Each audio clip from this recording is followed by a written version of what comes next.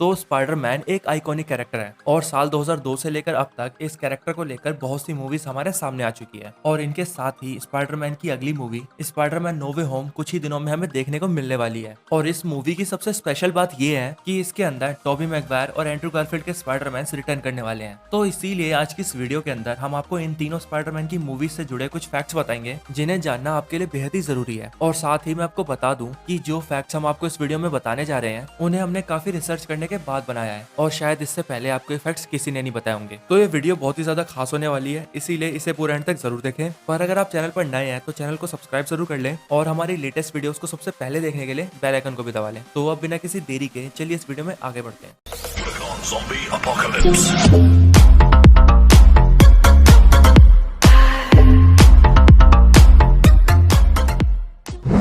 Number 15। तो Spiderman 1 movie की and scene में हम सभी देखते हैं कि स्पाइडरमैन अपने शहर में स्विंग करते हुए दिखता है और देखने में तो ये सीन बहुत छोटा सा लगता है, पर मूवी की लास्ट का ये छोटा सा सीन मूवी का मोस्ट टाइम कंज्यूमिंग सीन था जिसे पूरी तरह से VFX और CGI से क्रिएट किया गया था और इस छोटे से सीन को ही पूरा करने में पूरे 18 महीने को वक्त लग गया था।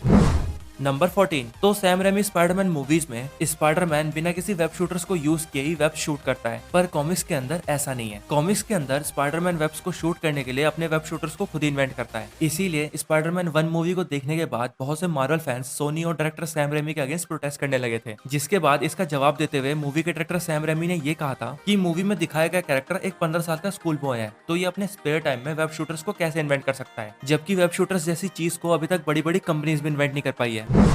नंबर 13। तो स्पाइडरमैन मूवी के अंदर जब पीटर को उसकी पावर्स मिलती है तब अपने वेब शूटर्स को शूट करने की कोशिश में पीटर बहुत से अलग अलग वर्ड्स बोलता है, जैसे अप एंड अबे वेब और शज़ैम। दरअसल ये सारे वर्ड्स DC कॉमिक्स के हैं, जिनमें अप एंड अबे वेब सुपरमैन की कॉमिक्स का डायलॉग है और शज़ैम एक DC कैरेक्टर है। और इससे भी मजे की बात ये है कि ये डायलॉग्स स्क्रिप्टेड नहीं थे, बल्कि टॉबी मैगवायर ने इन्हें अपने मन से ही बोला था।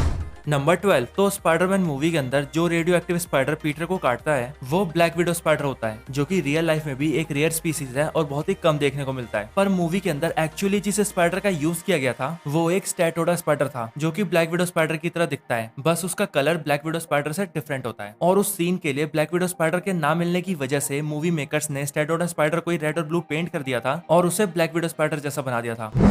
नंबर 11। तो साल 2002 में जब स्पाइडरमैन 1 मूवी आने वाली थी तब उस मूवी के अंदर ह्यूग जैकमैन के वुल्वरीन के रोल का कैमियो होने वाला था, जिसकी शूटिंग्स के लिए ह्यूग जैकमैन न्यूयॉर्क भी आ गए थे और इस बात को खुद ह्यूग जैकमैन ने कंफर्म किया था। पर at the end X Men franchise ने उन्हें स्पाइडरमैन मूवी के लिए उनकी कॉस्ट्यूम देने से मना कर दिया, जिसके बाद उनके कैमियो के प्लान को वहीं कैंसिल करना पड़ा। पर जब ह्यूग जैकमैन का कैमियो कैंसिल हुआ तब उनके कॉस्ट्यूम को लेकर ये बात भी सामने आने लगी थी कि ह्यूग जैकमैन को एक्समैन फ्रेंचाइजी की तरफ से कोई प्रॉब्लम नहीं थी, बल्कि जब वो अपनी शूटिंग्स के लिए स्पाइडरमैन मूवी के सेट पर आए थे तब उनका कॉस्ट्यूम ही चोरी हो गया था। वैसे आपको इन दोनों पॉइंट्स में कौन सा पॉइंट ज्यादा वैलिड लगता है ये मुझे कमेंट करके जरूर बताएं।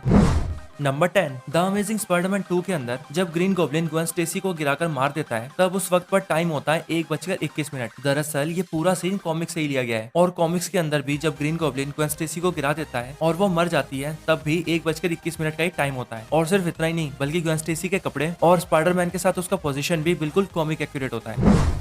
नंबर 9। तो MCU के अंदर स्पाइडरमैन की एंट्री 2016 में ही कैप्टन अमेरिका सिविल वॉर से हुई थी, पर स्पाइडी को MCU में लाने की प्लानिंग इससे कई साल पहले ही की गई थी।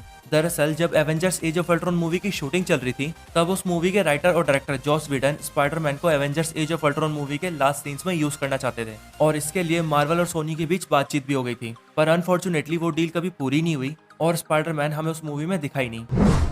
नंबर 8। तो द अमेजिंग स्पाइडरमैन 1 मूवी में पीटर पार्कर एक ब्लैक टी शर्ट पहनता है जिस पर एल्बर्ट आइंस्टाइन की फोटो बनी होती है, जो ये इंडिकेट करती है कि पीटर साइंस में कितना ज्यादा इंटरेस्ट रखता है। इसके बाद आगे भी हमें पीटर के रूम में एल्बर्ट आइंस्टाइन का एक पोर्ट्रेट दिखता है और ऐसा ही पोर्ट्रेट हमने टॉबी मैगवायर के स्पाइडरमैन के रूम में भी देखा था। नंबर 7।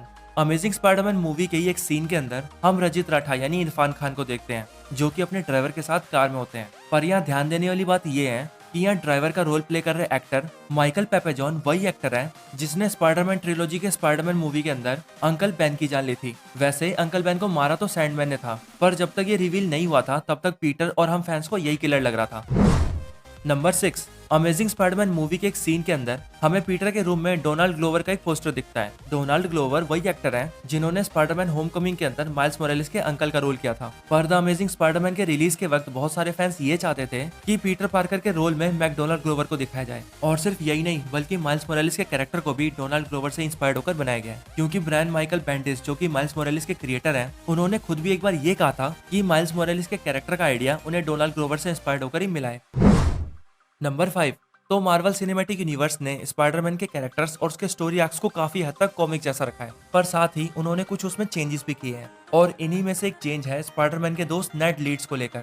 क्योंकि जहां एमसीयू में नेड पीटर पार्कर का स्कूल फ्रेंड है और कंप्यूटर्स की अच्छी नॉलेज रखता है, वहीं कॉमिक्स के अंदर नेड द डेली ब्यूगल का रिपोर्टर होता है, जिसे ब्रेन वॉश करके हॉबगॉब्लिन बना दिया जाता है, जिसके बाद ही आगे चलकर स्पाइडरमैन के बहुत बड़े विलन के रूप में सामने आता है। नंबर 4, तो मिस्टीरियो का रोल प्ले कर रहे actor Jake Gyllenhaal Spiderman far from movie के अंदर स्पाइडरमैन के मेन विलन थे। पर एक टाइम ऐसा भी था जब इन्हें स्पाइडरमैन के रोल के लिए चुना गया था। असल में ये बात 2004 की है, जब सोनी स्टूडियो की तरफ से स्पाइडरमैन 2 पर काम चल रहा था। पर उसी वक्त पर स्पाइडरमैन का रोल कर रहे एक्टर टोबी मैगवायर इंजर्ड हो गए थे, जिसके बाद उनकी जगह जेक जिलेनहॉल को स्पाइडरमैन के लिए फाइनल कर लिया गया था। पर समय रहते टोबी मैगवायर की इंजरीज रिकवर हो गई और वो शूटिंग्स के लिए वापस आ गए, जिसके बाद उन्होंने अपनी लेगेसी को कंटिन्यू किया।